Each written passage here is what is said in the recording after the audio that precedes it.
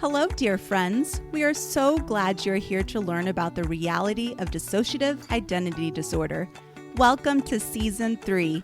We are your hosts, Drew and Garden System, a couple of multiples. We are a married couple, and we both have dissociative identity disorder. Did you know that 120 million people across the globe live with dissociative identity disorder and are often misdiagnosed for 6 to 12 years? We hope to help educate and dispel myths about DID to help people find the right diagnosis and appropriate treatment as quickly as possible. Please visit acoupleofmultiples.com and sign up for our mailing list to stay up to date with our podcast, our private paid online DID community called Hearts Multiplied, and to book consultations. That's right. Drew and Garden System are now offering consultation to help educate and support those living with and treating dissociative identity disorder. You can book an appointment with either Garden System or both Drew and Garden System right from our website, acoupleofmultiples.com. We hope you enjoy this episode and learn something new. We appreciate all of our reviews, and we love to hear from you, dear listener, about what you enjoyed the most. We are honored to have multiple sponsors for Season 3. You can find links to each sponsor's webpage in the show notes of every episode and on our website under the Listen to Our Podcast tab. The Institute for Creative Mindfulness, one of the largest EMDR therapy training programs in North America, is directed by Dr. Jamie Pless-Marich, the only EMDR therapy trainer who is out as a plural and offers the full EMDR therapy basic training in a way that honors lived experience and destigmatizes dissociation in clinical work. We felt so validated when we were able to authentically participate in this training as Garden System. Go to www.instituteforcreativemindfulness.com for a full list of upcoming trainings, both online and in person, offered by Dr. Jamie and her selected network of EMDR trainers. Bearings therapy is different from anything you've ever tried. You spend your nights worrying about whether you did the right thing, whether you're failing your family, how you and your spouse don't connect anymore, and those things haunt you at night. You don't feel comfortable talking to anyone. A, you don't want to relive it, and B, you're not interested in talking about your garbage. You may feel lost right now, but I'll be your compass. Get your bearings. Call me today, 214-892-2158. As a certified internal family systems licensed therapist, Tiffany Morgan, owner of Holistic Self-Healing Psychotherapy, specializes in working with dissociative identities through IFS and sculpting. Known affectionately as Ocean, she brings lived experience with dissociative identities and anorexia, offering consulting, psychotherapy, training, and authoring a book on personal and professional experiences in these areas. Visit www.tiffanycobb with 2 B's, Morgan.com. www.tiffanycobbmorgan.com or call 520-582-9313 for more information. Alix Amar, LCSW, offers creative art classes and series including the Creative Journal, Soul Collage, and Altered Books, all on the Zoom platform exclusively for people living with dissociation. The 8-week winter series of the Creative Journal begins at the end of November. For more information, check out her website at alixamar.com, ALIXAMAR.com, or her Facebook page, Dissociative Creative Explorations. Welcome, dear friends, to this intimate guest interview with LS and Melanie Scarboro, another couple of multiples. Heather, LS Scarboro, they, them, is a licensed clinical mental health counselor, licensed clinical addictions specialist, national certified counselor, as well as the owner of Healing Selves Therapeutics, PLLC. They go by H or LS.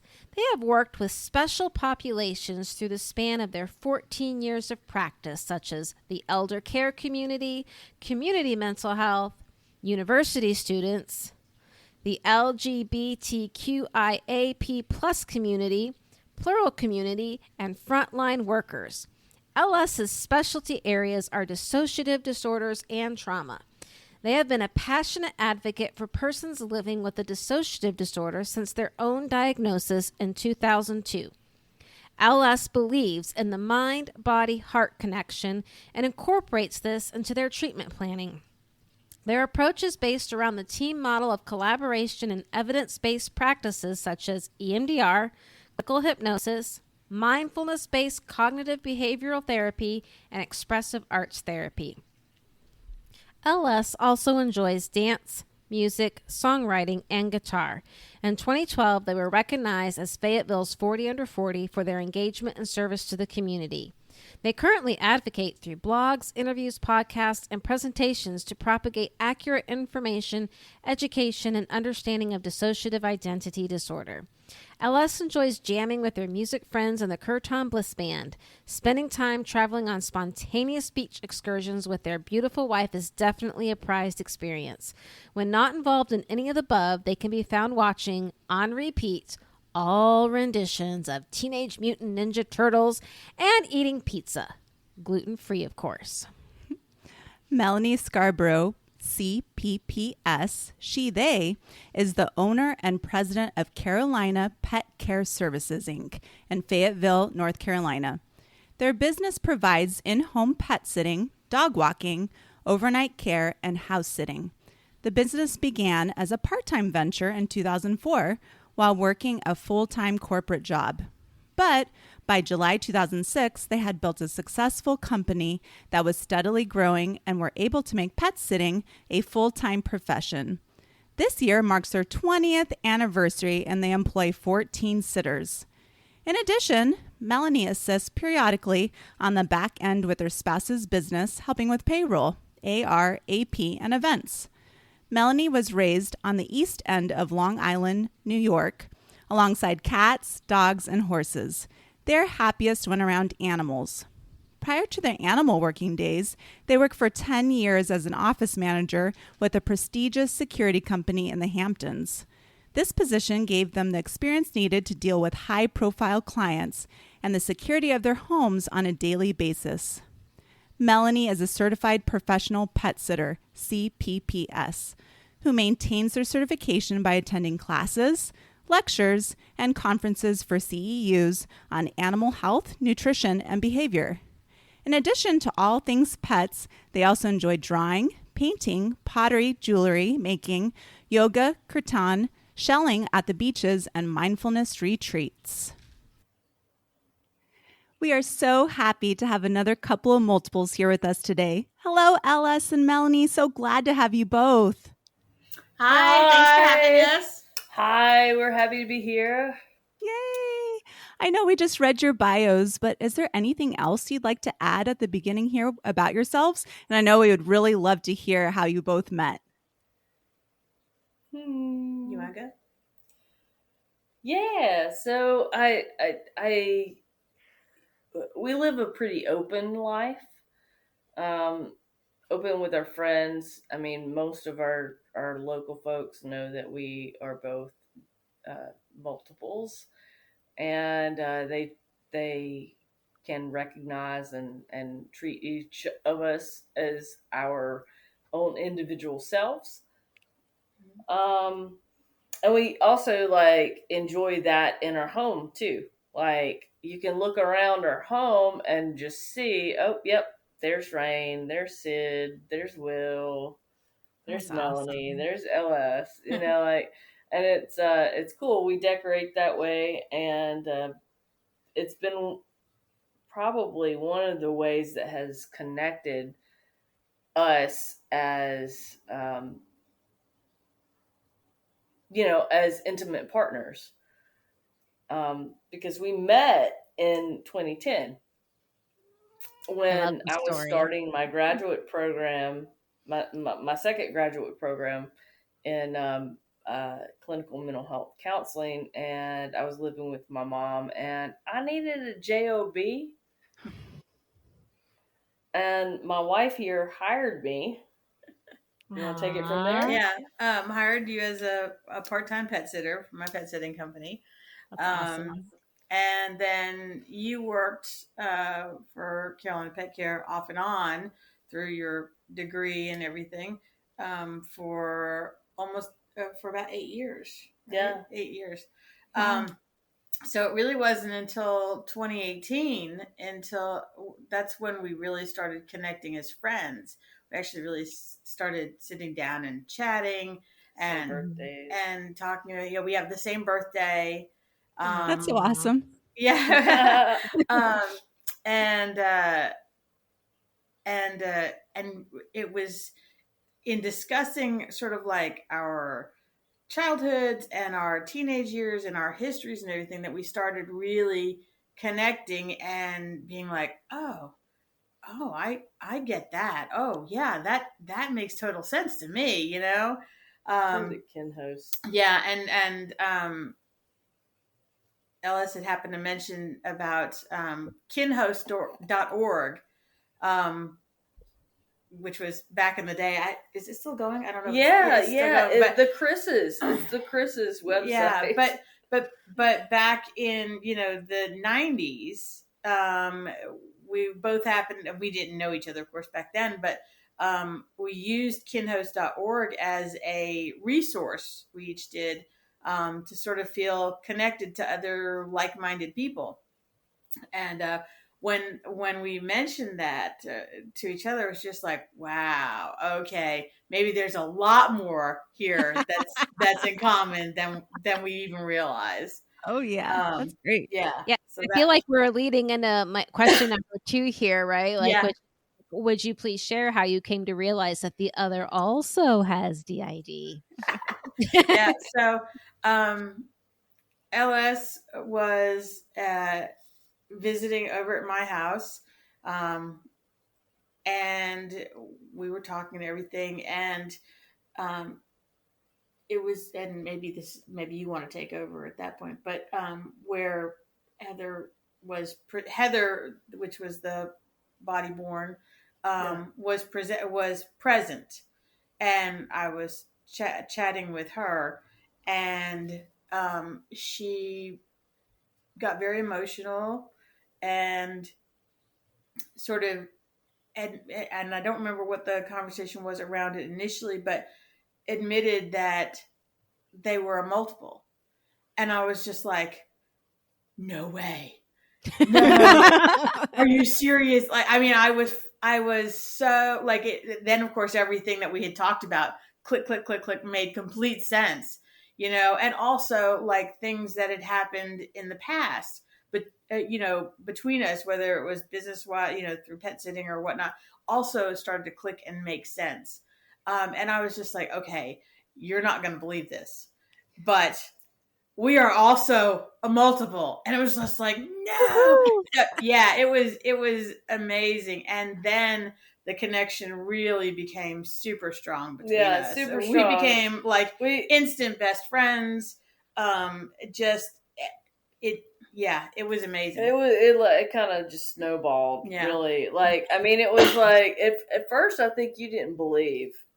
And I didn't, to be honest with you. Yeah, I wasn't 100% in belief, only because I had a previous partner that had actually faked being a multiple. Yeah, which really shot my trust level and belief level and everything. But I mean, so I was a bit of a testy of testing in the beginning, but it was clearly obvious. I mean, I brought y'all like, I don't know, it feels like a whole like, one of those like milk crates, of journals and artwork and dialogue from diagnosis until now kind of shit. And I said, here you go. Yeah. See you tomorrow. filled with lots of different handwriting from people in their system and artwork and just all kinds of stuff. from like 2002. Mm-hmm. Like Partners who were commenting, like we have partner journals from way back then who were like, Heather did this at 1:34 a.m. Heather was just oriented and said that her name was Robin with a Y. Yeah. So, like, I mean, we, gratefully are, everybody that we've crossed paths with, except for a few, have allowed us to keep their shit on us. So, yeah. That's how it happened. Yeah, but that's how it happened. Yeah. I think there really is a sense of safety once, you both figure out that you both are a multiple. It's just kind of built-in safety. It is. It really is. Yeah, absolutely. Mm-hmm. What has been most helpful about being in a relationship with another multiple? I think for me, the really simple answer is that somebody else gets it. Really gets it, really understands when you are either struggling due to overwhelm or struggling due to trauma baggage or or you're simply not there and someone else is, I mean, that partner gets it. They really get it on so many levels that a singleton, even if they're wonderful and really try, can't experience it firsthand. Right. Yeah. Right. Yeah. And sometimes, like with Garden System and I, like Garden System will notice when I switch and I haven't even noticed yet. Like it happens like that. All the time. and it's kind of helpful, in certain Mm-hmm. situations. Yeah. There's a little feeling of a little indignancy, like when I'm like, I am not. Oh, I am. Okay. All right. Fine. Yeah. Yeah. We have that too sometimes. Yep. Yeah, I mean, for me, it's the same. Somebody gets it, but also like to add to that, it's like there's an extra layer of understanding. And when I mean like that, like because I think it's fair to say that like we are a little more further on the journey, on the therapy journey. Oh, you guys? Yeah. Oh, yeah. Your whole house is further along on the therapy and healing journey than we are. So, like, with that, like, it gives we have an understanding and comfort to offer, if that makes sense. Yeah. Absolutely. And I think that it doesn't matter who is fronting at that point. It makes everybody feel better. Mm-hmm. And I know you guys benefit from it, but like we also, it's a symbiotic thing, Yeah. It really is. Yeah. Definitely. That resonates. Very much. Yeah. So what then has been the biggest challenge of being in a relationship with another multiple? Oh, well, two thoughts pop into my head. One is the fact that we both have, as do I assume most, if not all multiples, have a lot of trauma baggage from childhood, growing up, etc. That inevitably comes into the relationship. Yes, it does. I think the other thing, and this might not just be exclusive to multiples though, is that we process very differently. We process thought very differently. We process emotion very differently. We so and navigating those between us is a definitely a challenge at times. Yeah. True Yeah. that. So yeah, like I've learned that garden system just needs time sometimes, and it's really hard to sometimes wait days Yes, for the days. processing to happen. Yes. And I'm just like Thank dying you. over I'm here. ready. Is it me? 20 minutes. Help me! Right, 20 minutes. I'm like, all right, I'm ready. Let's talk. Yeah, and I'm like, I haven't even been able to get through the first sentence of the thing that we just dealt with to process it. Yeah, so yeah, I get that. I'm yeah. Struggle's real. Yeah, Struggle's real. It is. It's days. It's like 4 days later. I'm like, I have the words. We can now resume this conversation. Yes, it's finding those words. Like they're just there's lots of words just swirling above my head basically, and I'm like, I don't know which one to pick. I can't grab them, you know. I have lots of words. And you I have all the words. I have all the words. I got it. Yeah.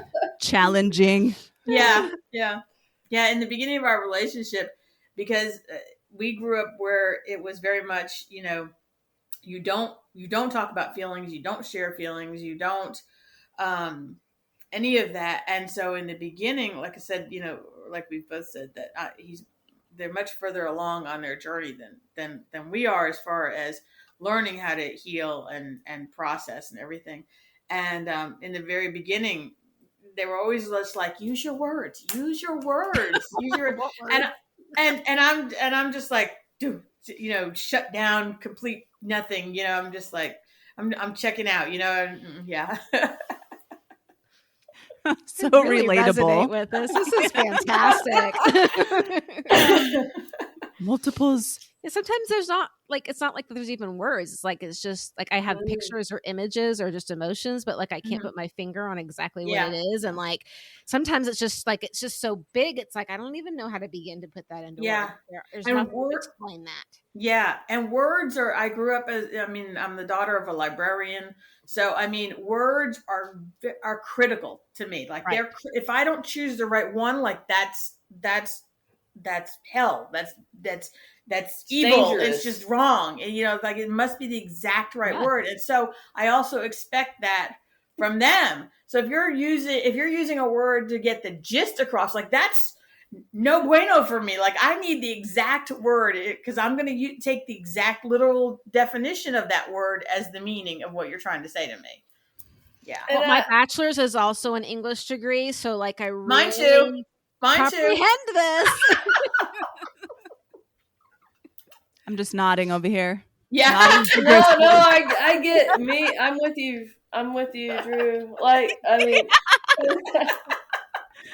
it's like that's, yeah. So I don't know if you had anything to add to that as far as challenges. I'm a musician first. Yes. Yeah. I'm very ethereal. Playlist, and that would like communicate what I mean. Yeah, make me a playlist. You know how long it would take for me to find the absolute right, because every word in the song is going to have to mean what I and that's the problem. Like you do a playlist and I hear it and I'm like, oh my God, is that what you're trying to say? Because you're going on the feeling of the song and I'm deciphering every single word. You know, lyrics matter. Yeah. Oh goodness. This is great. I love it. Other challenges? Any other challenges? Oh yeah, the trigger cycle. Oh yeah. Oh yeah. Oh, everybody goes, oh yeah. Mm-hmm. Oh, I'm triggered. And even if you recognize you're triggered, sometimes it doesn't communicate. And then it's like, okay, I need you to do X, Y, Z, Melanie. Mm-hmm. And then I won't be triggered anymore. All right. And now I'm pissed off I had to tell you what I needed. And now she's pissed off because it took so long to get to what I needed. Right. And I'm probably also now triggered. So. And now she's triggered. Yeah. Yeah. You can't like not trigger each other. No. The trigger cycle, man, it's like trigger roulette. Yeah. Yeah. That's a great way to describe Yeah. it. Just sometimes you have to just like switch activities completely for a while and just drop it, man. Yep. Like Mhm. put on a comedy or something and then Yeah, revisit let's it go for a later walk. because it Yep. just gets derailed. This Yeah. conversation is no longer productive. We are putting a pause here. Right. Exactly. Let's go for a walk and count yard signs. That's right. I love your Political walks yard and your little signs. posts Count about how many cats, bunnies, Count bunnies. Count bunnies. Yeah. Count bunnies. We count bunnies. Yes, the good stuff. Yes. All right. Yeah. Okay, we'll move on. How do your different selves view your relationship? Well, Yeah, keep in- going first. I don't want to. in the beginning, for my system, it was like a mixed bag. Because Melanie and her system, they're all very strong-willed, very big personalities. You know, like they have convictions about things, and you know, we're just kind of like the waves, like whatever. We're good, and I think, except for certain things, like we have to be on time. Like that's a thing for us. But when we first started dating, there was a lot of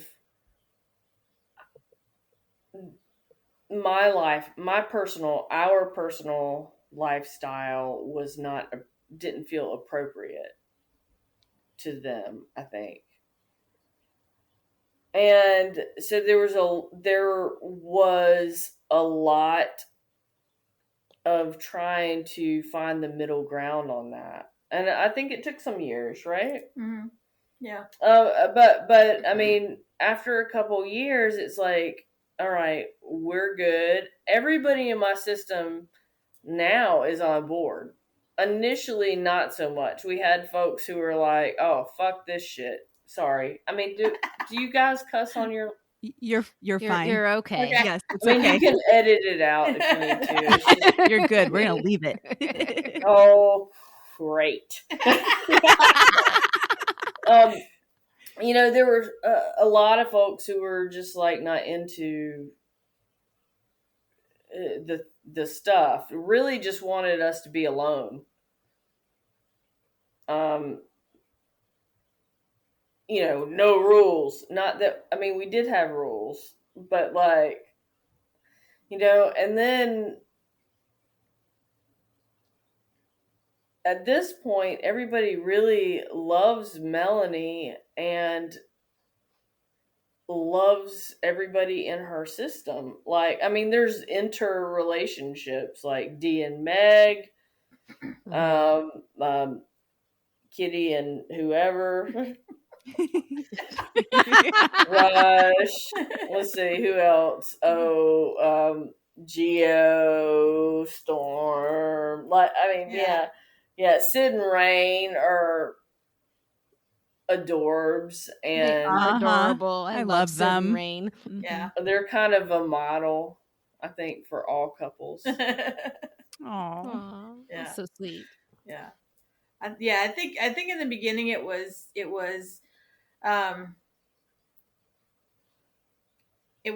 much. I think it was a lot more difficult for your household Yeah. to accept going from living alone, being able to do what you want, when you want, how you want, wherever you want. I don't have to check in with nobody. with no concern about having anyone else to factor in.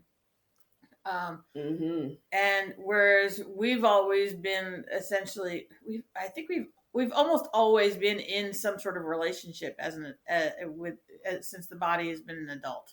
And so that was being in a relationship with them was much easier to go into, because that's just how we've always worked.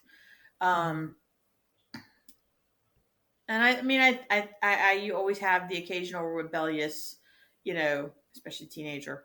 But who still likes to test the waters every once in a while, but to a much lesser degree, like understands now that it's a good relationship, it's a healthy relationship, and nobody wants to really derail that or disrupt that. Right. It's just that occasionally they like to mess, Right.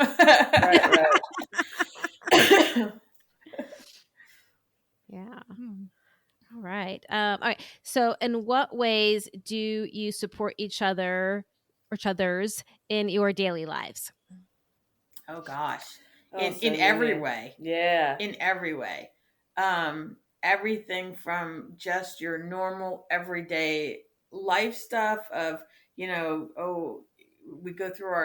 tend to go through our schedule on Sunday mornings to say, okay, I've got this going on Monday, you've got this Tuesday. Okay, I'll cook this day, you cook this day. Just normal relationship. For the dog too. And for the dog, because he's elderly and he has separation anxiety, so we can't leave him alone for maybe more than about 4 hours or so. So we always coordinate our schedules to make sure somebody can get home for him and everything. So everything from the mundane stuff of everyday living to really when you get down to the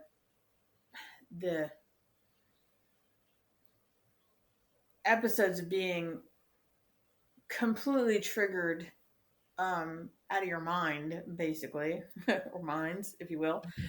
Yes. And supporting and being there for that person to, whether it's just hugging them and crying it out with them or helping them to, breathe, doing breathing exercises with them till they can get to a place of calm. Just in so many ways, I think that we support each other. Yeah. On a daily, if not hourly and minute by minute basis sometimes,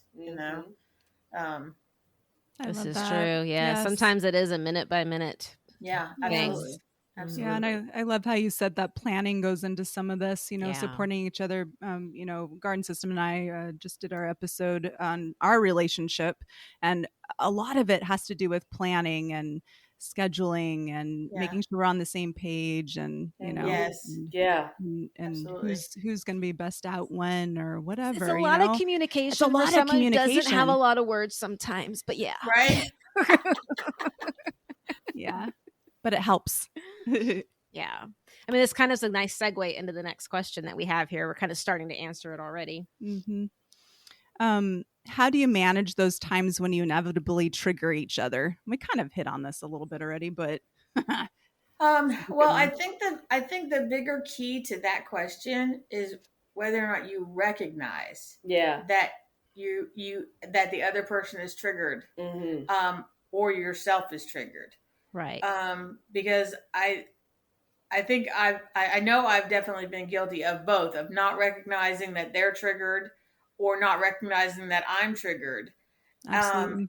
And that recognition is really for us at least, is really the key to being able to be supportive for each other. Because And I admit that they're much better at recognizing it than I am. They're much better at recognizing it myself. They're much better at recognizing it in their own selves.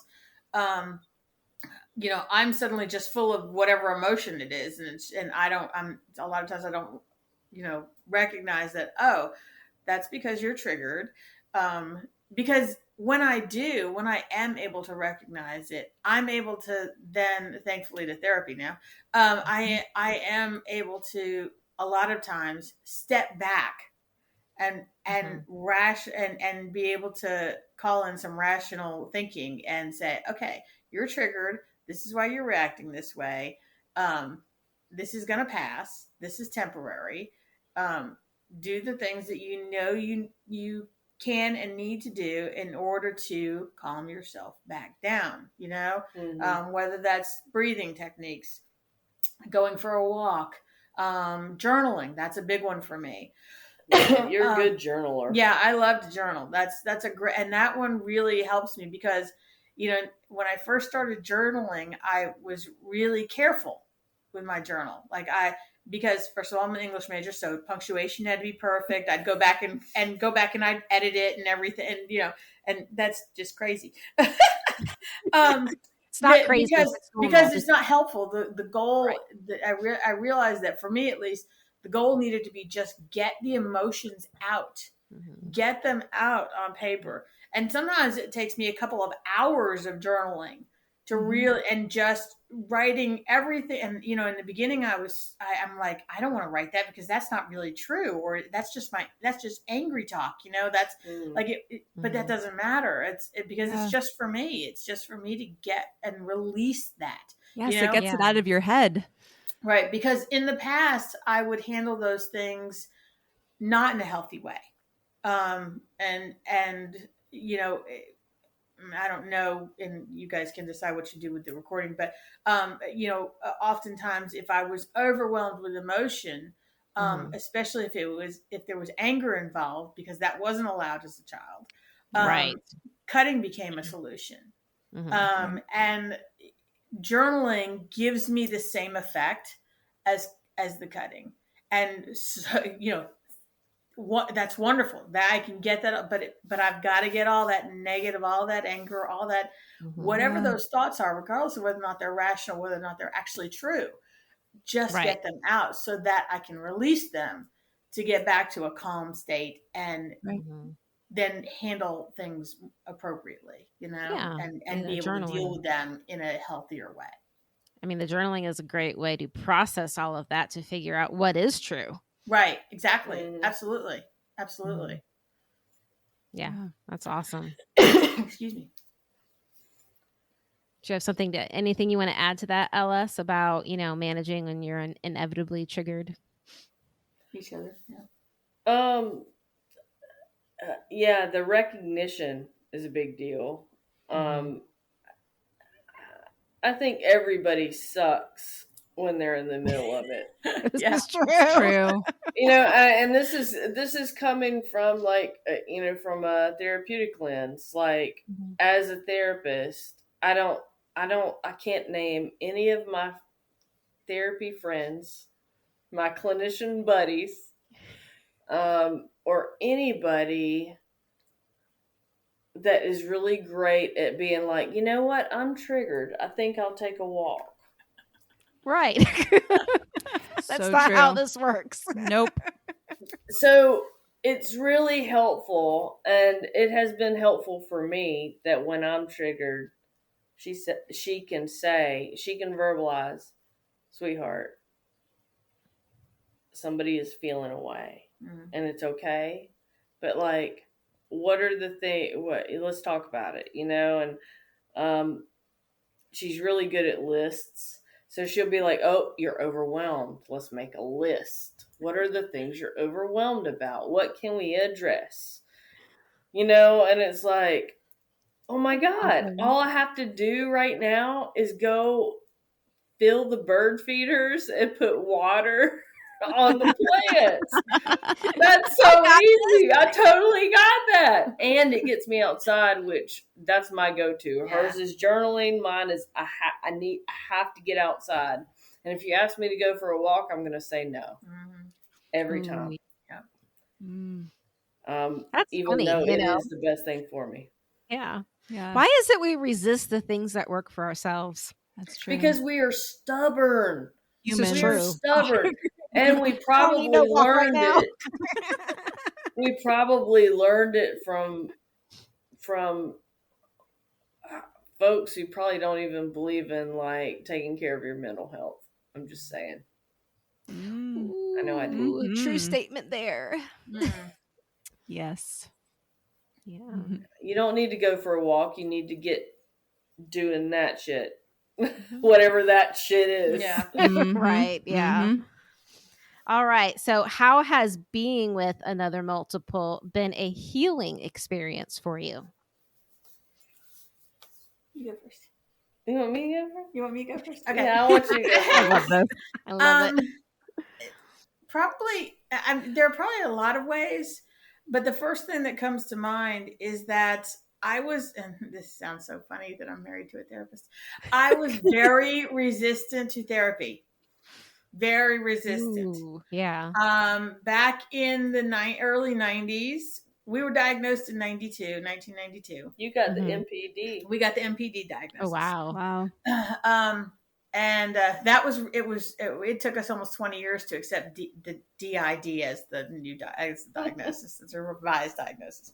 But when we were diagnosed, we were in and out of therapy for about 6 years, but we never did any work. We never did any real work. It was put out the fire. Okay, placate the therapist. Okay, ghost the therapist. Okay, new fire. Contact the therapist. Put out the fire. Placate the therapist. Ghost the therapist. I mean, that's the way the 6 years went. So nothing got solved. Nothing got fixed. Nothing got worked through. Nothing. So we just have like a shit ton of boxes that are in the attic that need to be gone through at some point. Fast forward to our relationship, which started in 2018.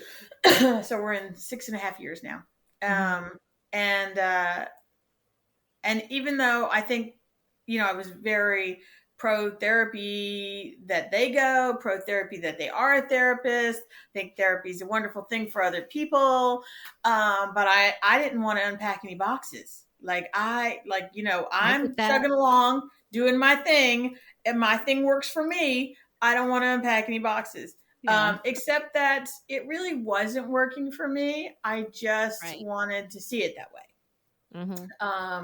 So they were often like, why don't you go to therapy? I think therapy would be helpful for you. I think therapy would be helpful for both of us to both be in therapy.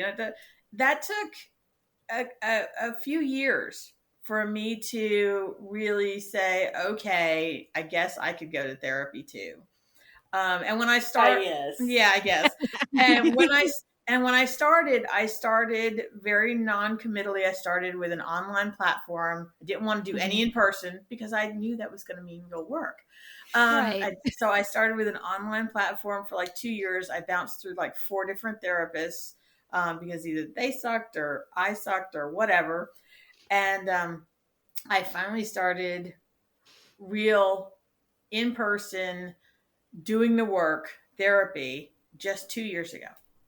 2 years ago, June. Wow. That has made an amazing difference. I tell everybody now, everybody should be going to therapy. Everybody should be in therapy. It's made a huge difference in my healing journey, which in turn has made a huge difference in our relationship. That's so beautiful. It is. It really has. Because you do have to. I don't remember where I've heard it before, but healing yourself helps to heal relationships. Yeah, it does. And oh yes. I thought I was doing just fine, but all I was doing was doing just fine to keep boxes closed. Right. And I wasn't doing a good job at that actually either, because boxes would rip open. They explode open sometimes. So I think I'm trying to circle back around to the original question. I'm so sorry.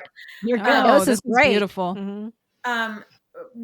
Ask me again. Ask me that question again. Yeah. So how has being with another multiple been a healing experience for you? Yes. So both the fact that they were already in therapy and doing therapy, and they're a therapist, although they're not a therapist towards us at all. Right.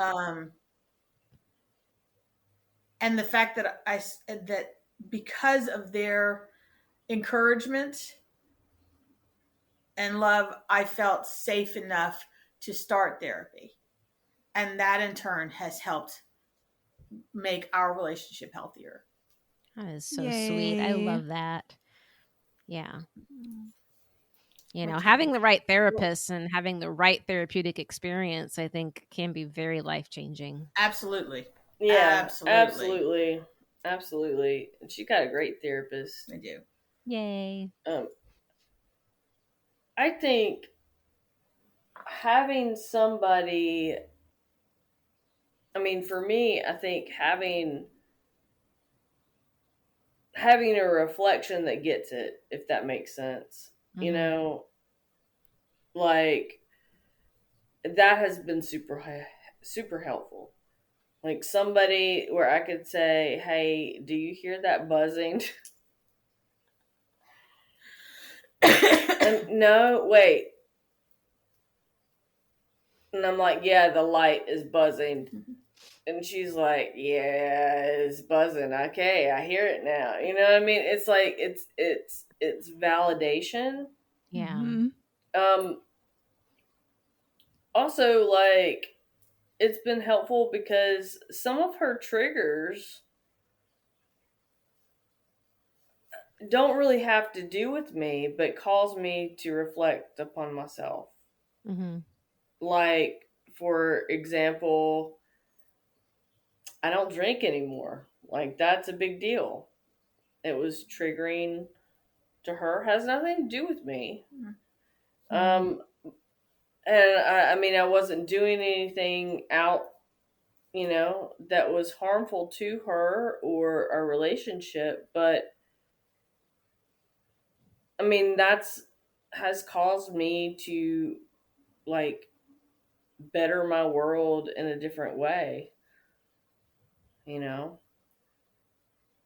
And, you know, I still have thoughts and feelings about it, but like being in a relationship with her, she gets it. And, you know, we can like process it together, and that's helpful. It's really helpful.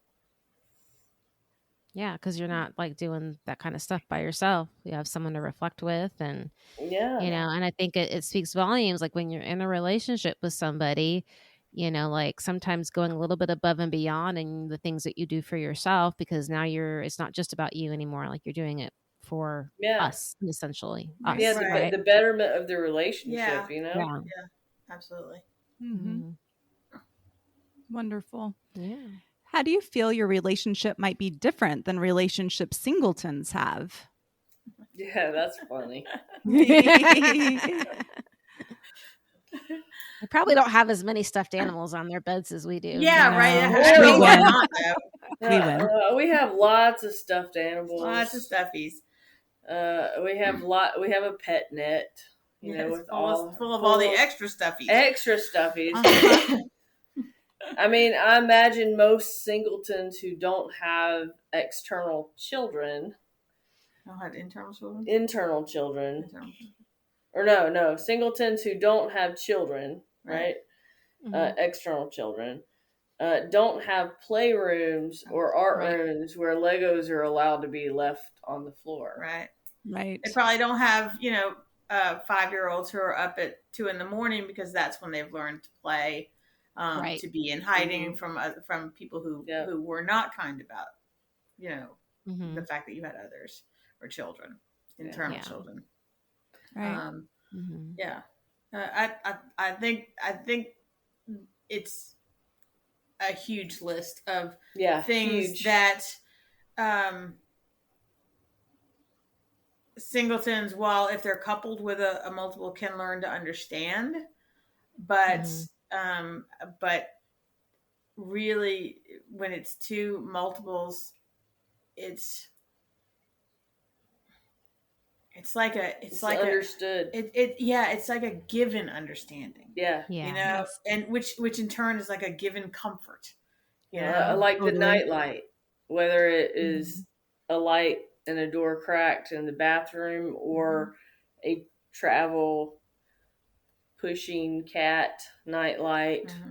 Oh, that's that cute. changes I colors. want a traveling cat. We have a unicorn one and a kitty cat you one. Have a Yeah. They have a unicorn one on their side of the bed. Yeah. It's just in one of our many extra bags of stuffies. Absolutely. Yeah.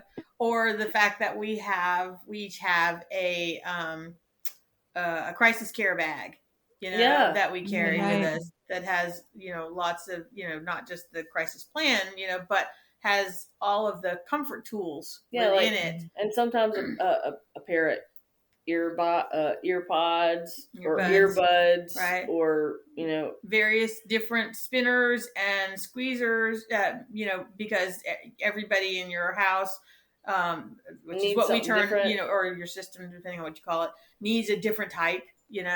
So you have got 20 of them. So phone charger, right?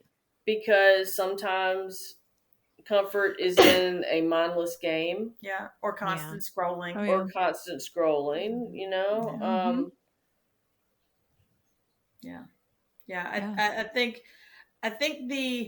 think accessories alone is one thing that singletons probably don't often have to think about.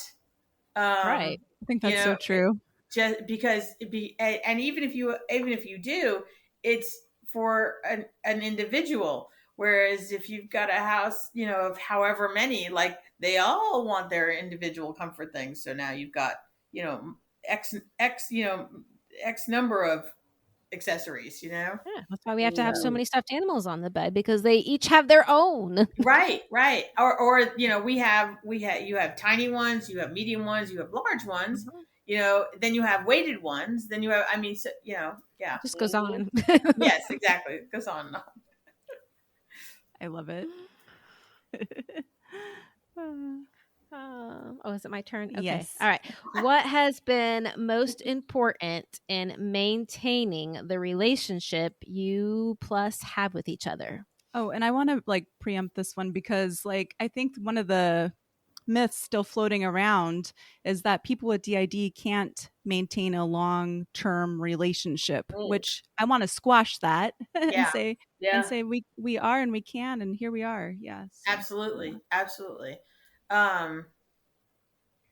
Yeah. So what's important in maintaining your relationship? Well, God, you were in a long-term relationship for 12 years before me. Mine was 12 years before that, and the one before that was 7 years. So they've all been all of our relationships have been long-term. And this one, and now with my last one, it's that's right. we're at 6.5 years so far, and I envision the next 30 already. So that's right. I think, to be honest with you, and I would not have said this 2 years ago. Yay, therapy. I think one of the big things is the ability to still be individual systems. In other words, to be able to have our own individual time, things, activities, favorites, what have you.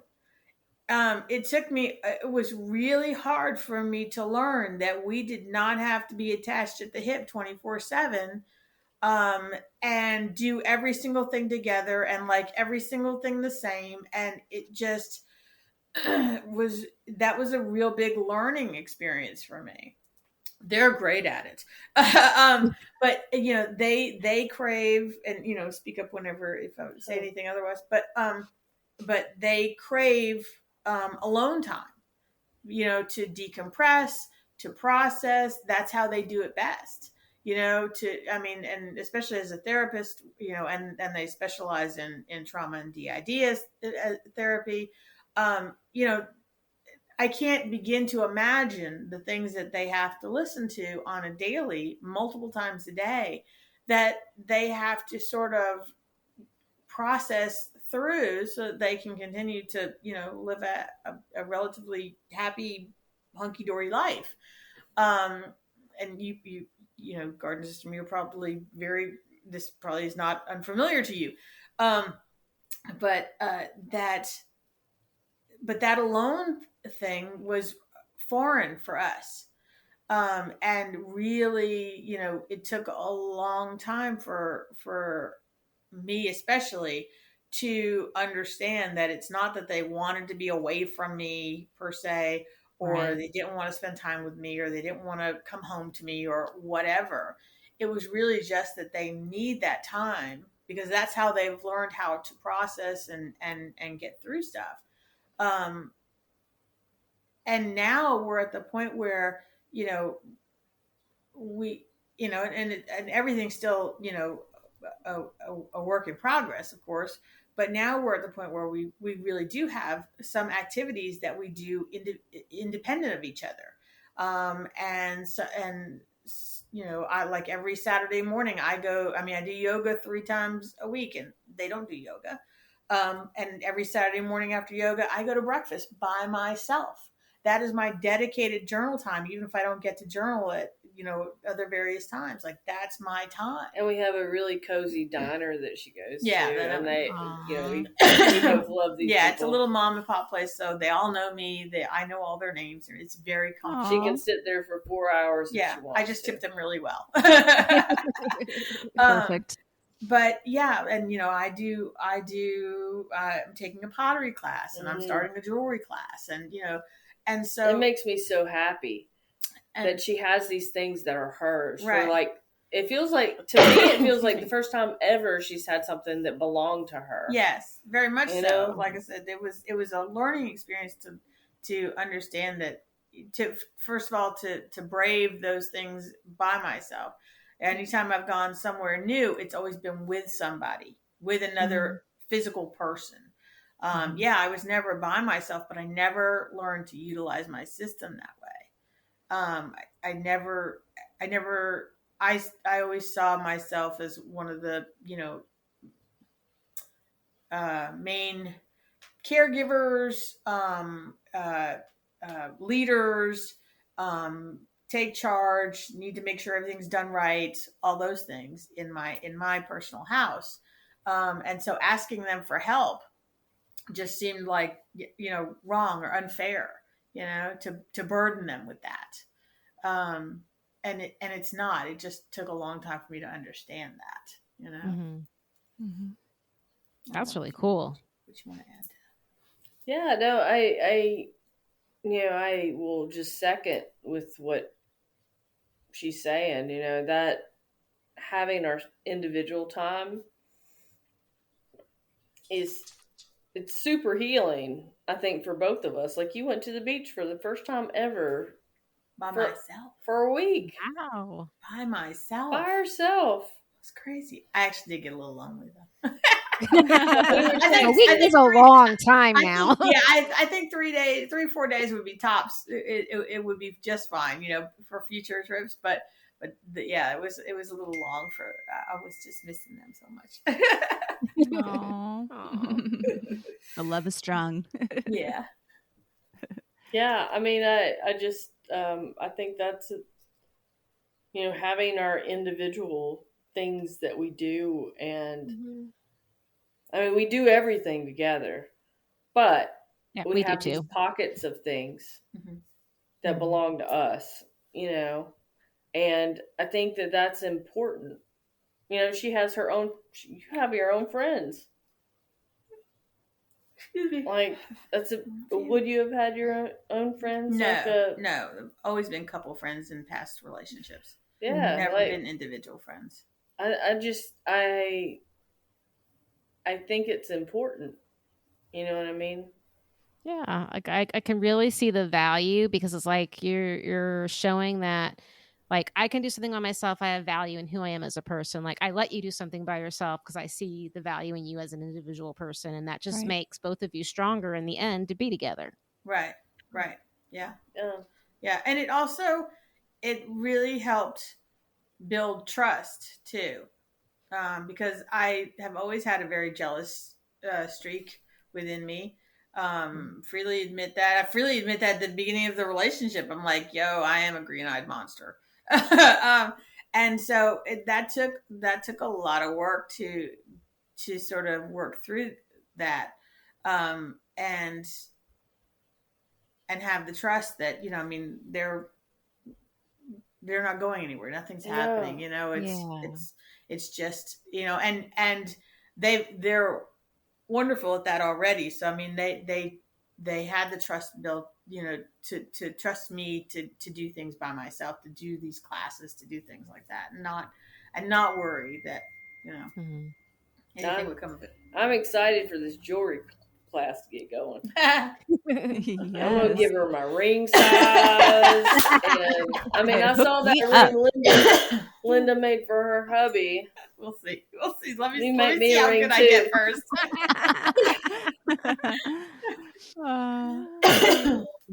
It's awesome. Okay.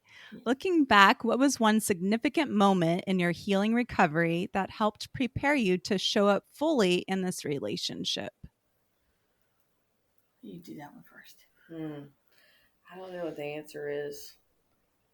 Are we being graded? A++. I mean, there's reviews that people leave, so you can keep that. Oh man. I think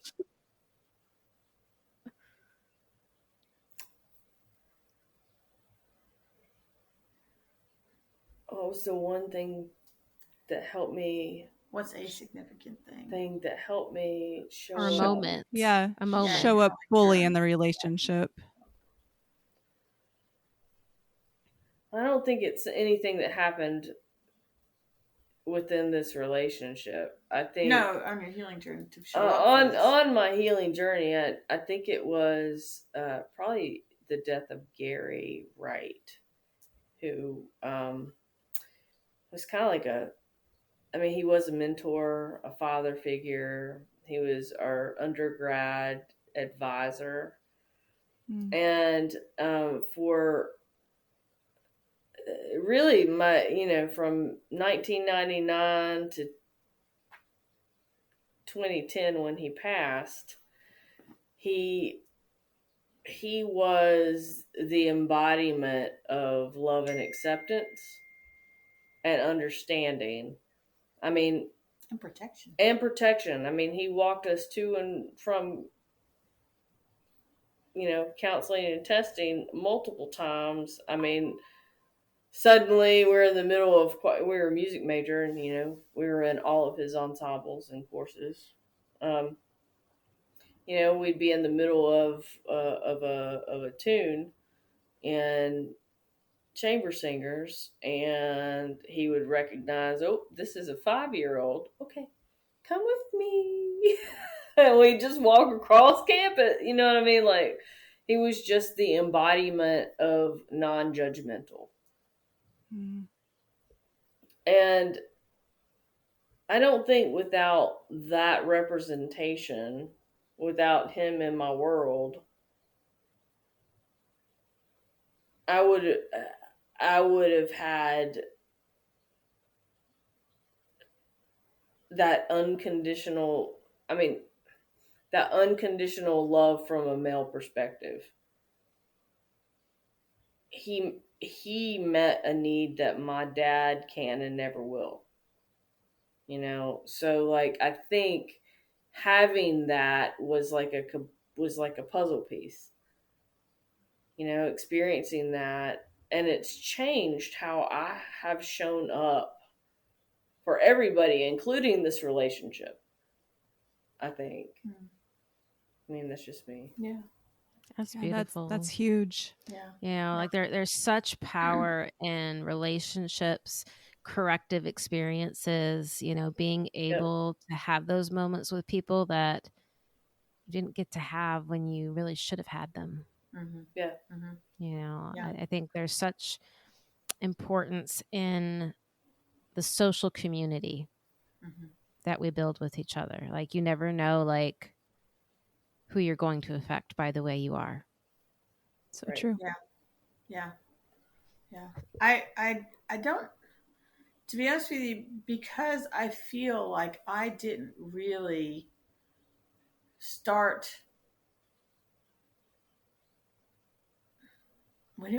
our healing journey until relatively recently, if you will. We accepted who we were.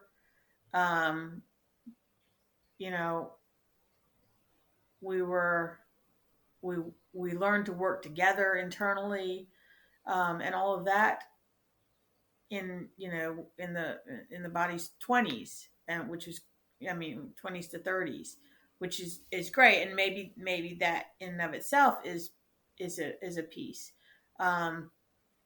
but in my mind, the healing journey, which to me means actually working on things that do cause issues within our system, that really began much more recently, and finding that therapist to sort of walk with us on that journey, I think has really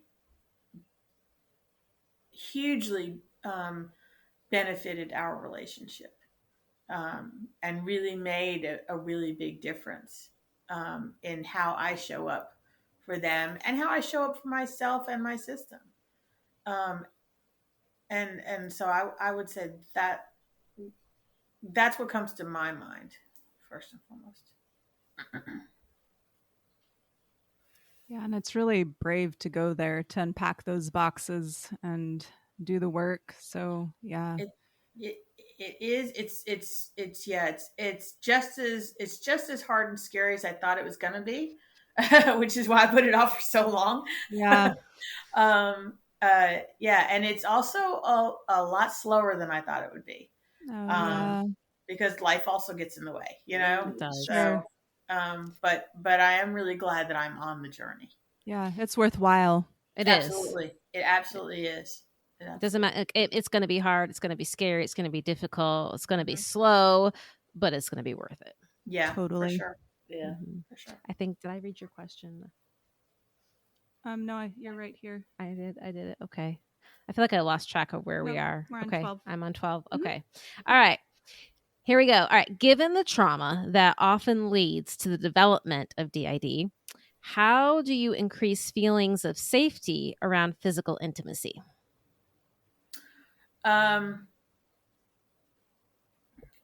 For me, it's knowing 100%, like with all of my every fiber of my being.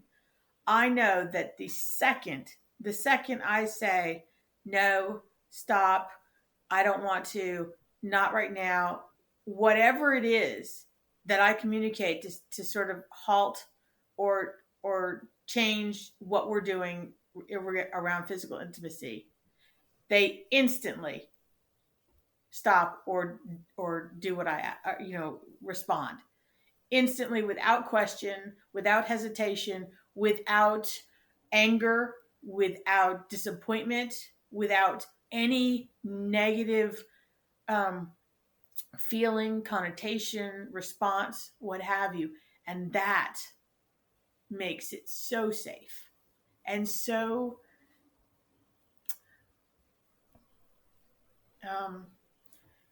abling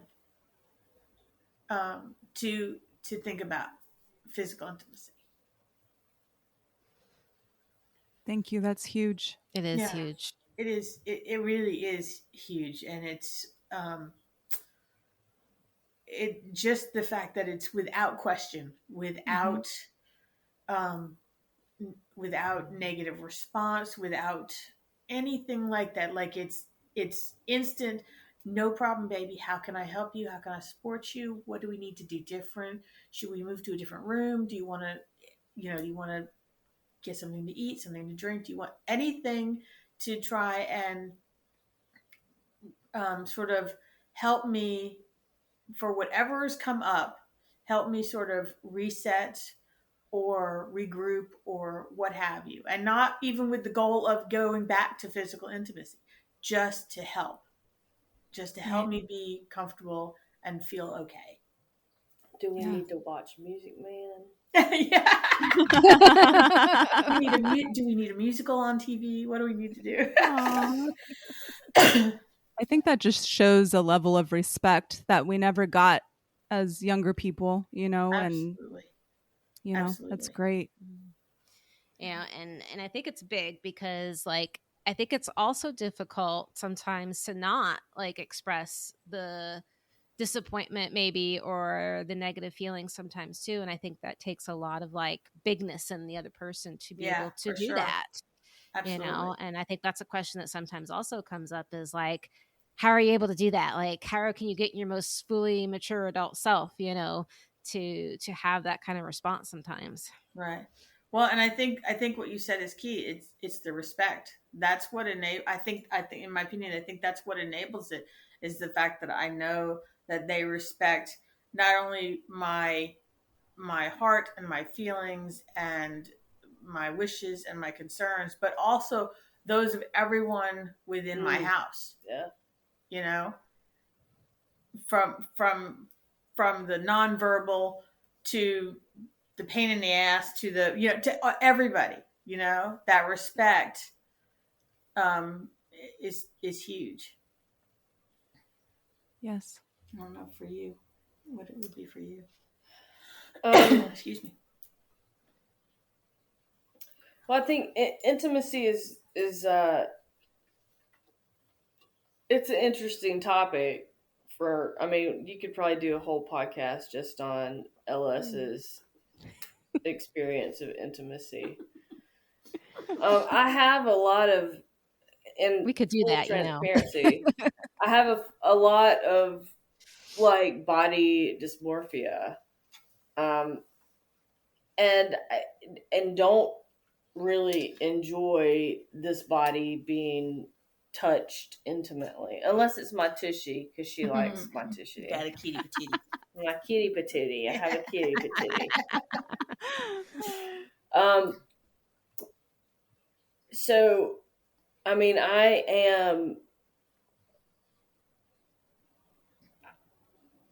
don't experience the same types of triggers. You know what I mean? Mm-hmm. As someone traditionally identifying as female in a female body. Just because, like, that's not, I am non-binary, trans-masculine, but in this relationship, I'm very much a straight man. Mm-hmm. And I don't, it's different. It's a different experience. I will say, in order for us to be where we are intimately, though, which I think we're in an optimal intimacy space. And not to say that there aren't, like I said, we have partner couples within our systems. They do whatever they do. They have their own rules. You know what I mean? With respect. They do have to, like, it's like a creed that is like declared. I hereby declare you will respect. Yeah, it's our system. Respect. It doesn't matter who is fronting throughout all the couples. Yeah. But for me personally, I think something that we had to get in line, because not everybody in my brain space feels like monogamy is the only way to go. So in order for us to have the security and safety within our intimacy, like, it was like getting everybody on board. Like, listen, we are a monogamous couple. So, like, if you need to get your rocks off, sorry. You got to find somebody in their system that wants to do that too. Mm-hmm. That's it. Right. So it really was about, like, setting rules and expectations within the system first. Like, I'm not okay if another part wants to be with Melanie. They have to find their own person. Yeah. That is not external to this body. Right. We're very body monogamous, as well as couple monogamous within the systems. Yeah, if that's what worked for us. That's what worked for us. That's not the only way to go. No. I'm just saying, but like, that is, we talked about it as the body bus drivers, Yep. you know, the two legally married people on paper, Right. you know, we talked about up front what that was going to be. And I mean, it took some time because we both have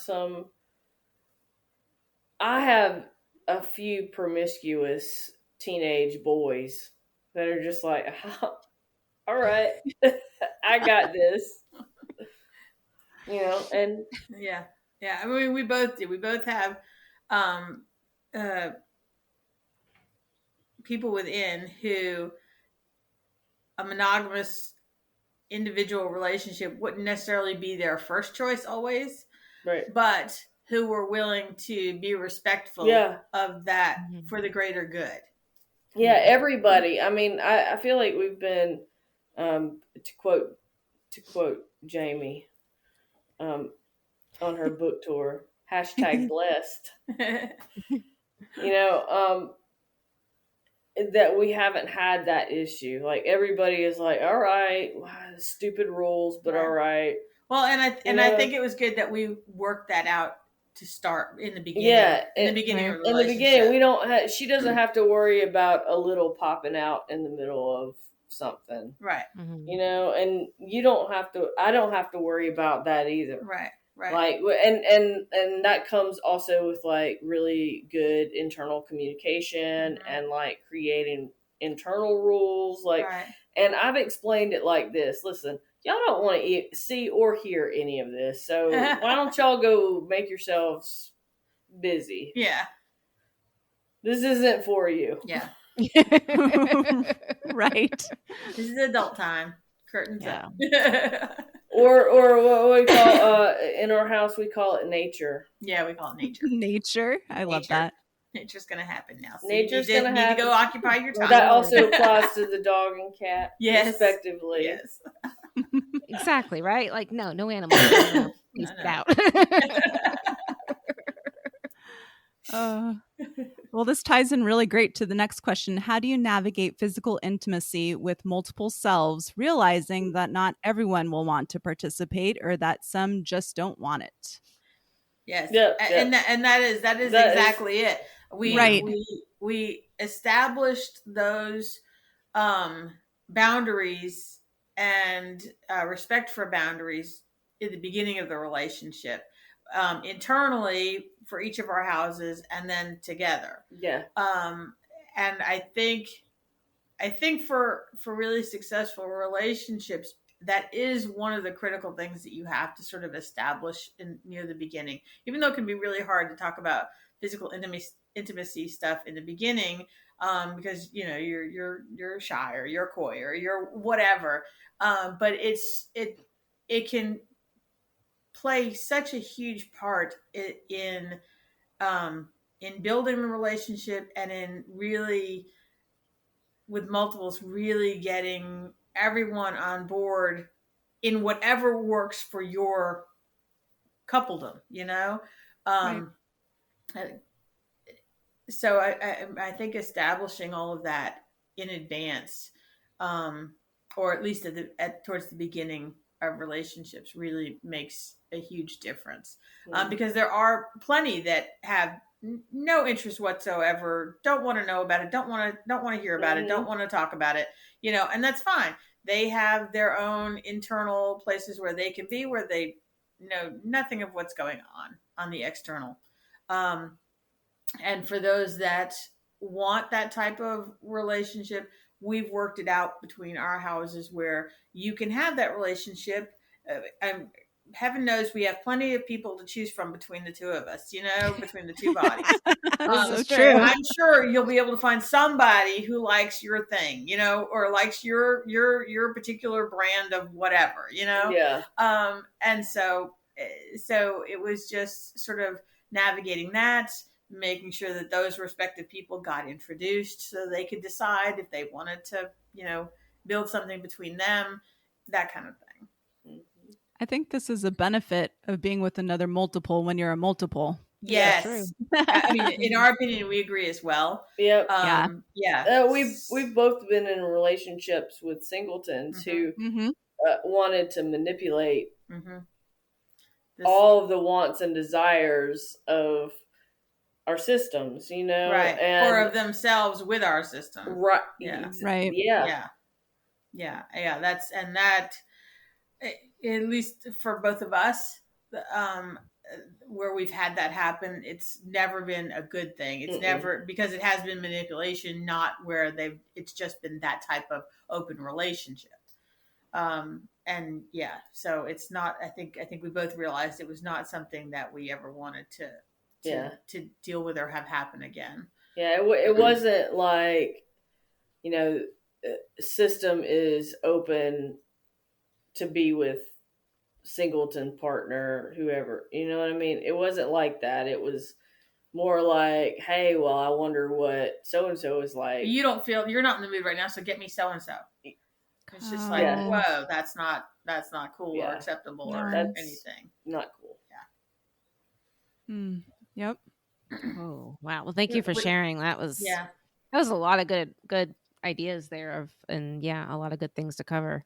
Yeah. All right. So what words of encouragement or wisdom might you offer other systems out there that wish to be in an intimate relationship, but have perhaps experienced difficulty in relationships in the past?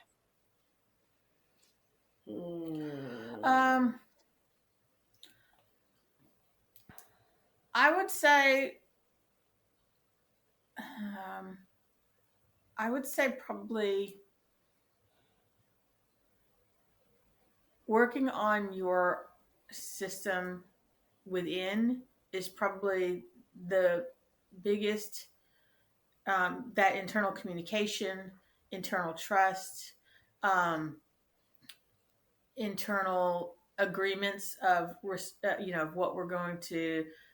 what we want to accept as tolerant behavior, and etc.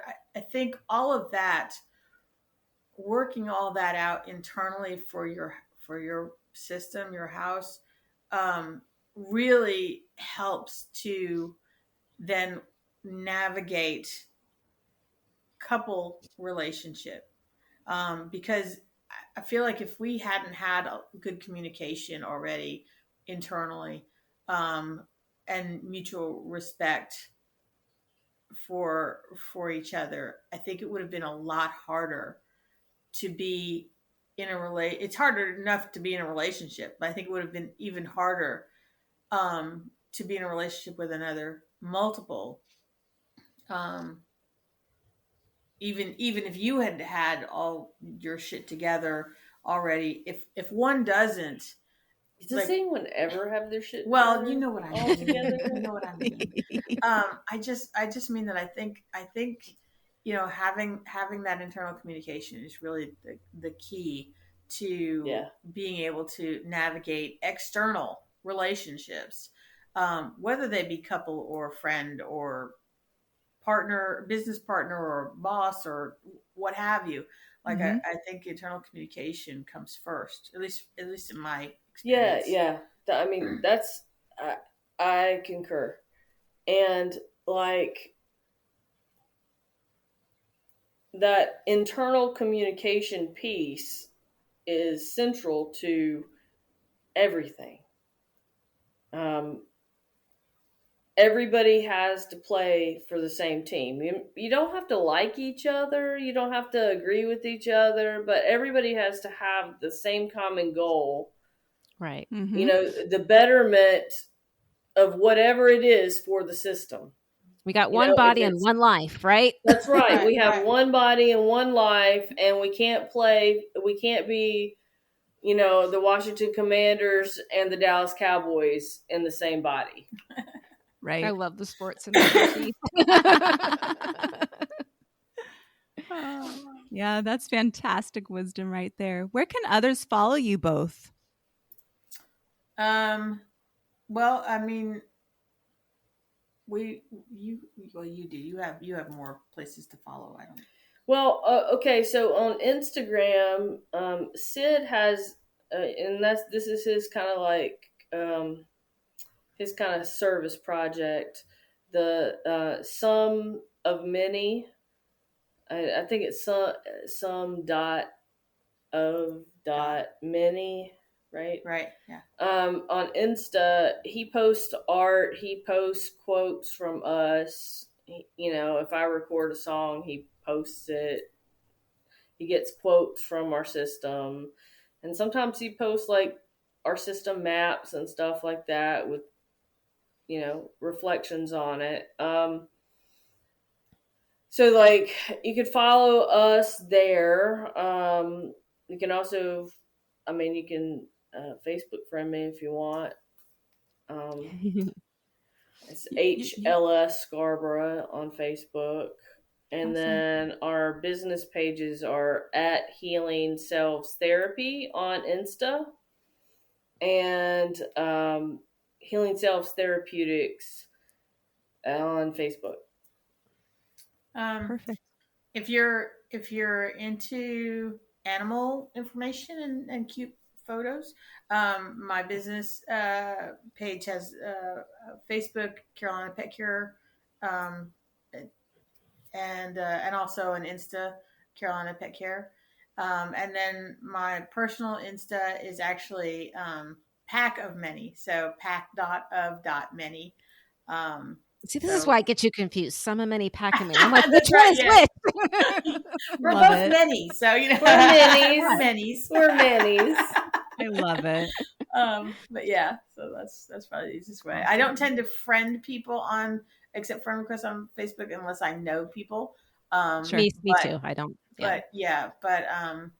But yeah, for sure. Okay, they can look at Yeah, the business thing, you need somebody to come pet sit your doggy. Like, you want to call Melanie, man. If you're in the area, for sure. Aw. All right. Well, guys, thank you so much for sharing about your relationship and experiences with us.